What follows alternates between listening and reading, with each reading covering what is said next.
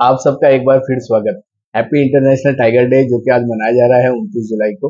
अप्रैल 1973 से जैसे आप जानते हैं कि टाइगर बाघ इंडिया का नेशनल एनिमल घोषित किया गया। इसके पहले लायन इंडिया का नेशनल एनिमल हुआ करता था अप्रैल 1973 के।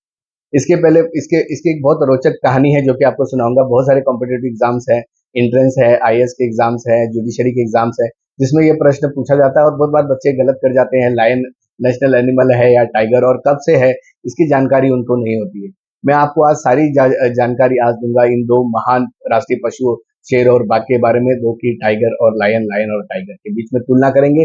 सबसे पहले हम ये जानेंगे कि शेर कब से और कब तक भारत का राष्ट्रीय पशु था और बाघ कब से और ये चुना गया, क्योंकि कॉम्पिटेटिव एग्जाम में ये बहुत पूछा जाता है और जानकारी के लिए भी बहुत आवश्यक होती है हर स्तर के लिए। भारत का राष्ट्रीय पशु जो लायन था वो अप्रैल 1973 तक था। उसके बाद टाइगर यानी कि बाघ को भारत का राष्ट्रीय पशु घोषित कर दिया गया था।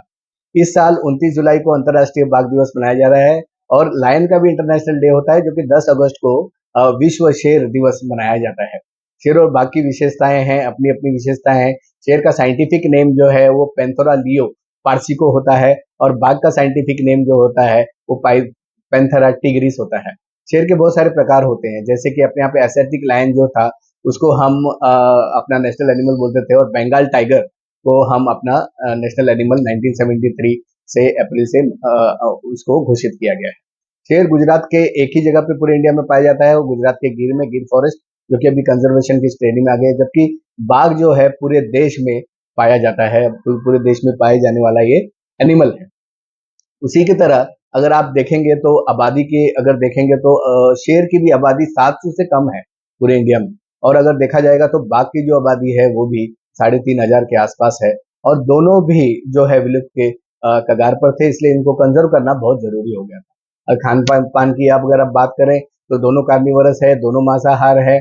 और उसके बाद इसके सांस्कृतिक महत्व को अगर हम जानते हैं तो अगर आप देखते हैं कि तो पार्वती माता जो होती है हिंदू जो ग्रंथों में दिया गया है, वो शेर पर सवार जो है दुर्गा माता करती हैं, क्योंकि वो स्ट्रेंथ का प्रतीक है, सुरक्षा का प्रतीक है। और जब वो फैमिली रूप में आती हैं, पार्वती रूप में आती हैं, तो वो सिंह रूप में सिंह के सवार करती हैं। सो इस पे पीछे जनरली ये नहीं है कि एक बार रॉयल्टी है और दूसरी जगह पे एक स्ट्रेंथ है, करेज है, इसकी ये है। संरक्षण की अवस्था दोनों जगह पे है, क्योंकि कंजर्वेशन की आवश्यकता दोनों जगह पे है। एंडेंजर्ड दोनों होने जा रहे हैं, इसलिए बहुत सारे एफर्ट्स लिए जा रहे हैं पूरे इंडिया में। और 1972 का जो कॉन्फ्रेंस हुआ खास करके कि वाइल्ड लाइफ प्रोटेक्शन के लिए, उसके बाद हमारे यहाँ पे काफी एक्ट भी चेंजेस किए गए जिससे कि इनको प्रोटेक्शन मिले।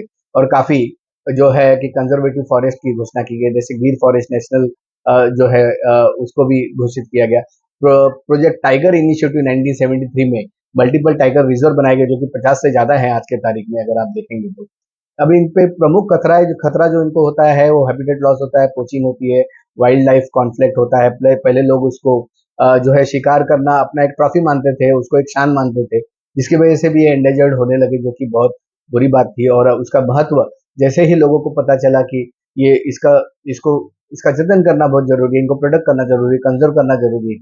शेर की औसतन आयु अगर आप देखोगे तो 2 से 14 साल होती है और बाकी 10 से 15।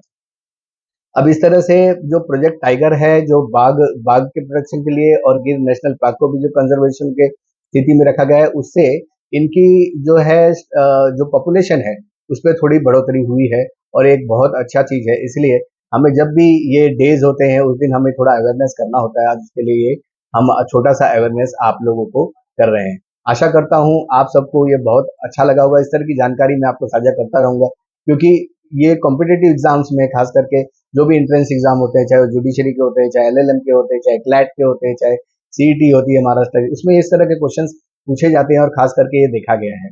तो शेर और बाघ दोनों ही भारत की संस्कृति, परिस्थितियों और जैविक धरोहर के महत्वपूर्ण अंग है। दोनों की रक्षा और संरक्षा प्रयास बेहद महत्वपूर्ण है, ताकि उनकी जनसंख्या और हमारे देश के वन जीवन धरोहर बनी रहे। धन्यवाद। आप यदि आपको कोई प्रश्न हो तो आप लोग जरूर क्वेश्चन बैंक में पूछेगा, और इसको प्लीज लाइक करिए, सब्सक्राइब करिए, जिससे मुझे एनकरेजमेंट मिले और इस तरह की वीडियो में और बनाता रहूं। बहुत बहुत धन्यवाद आपसे।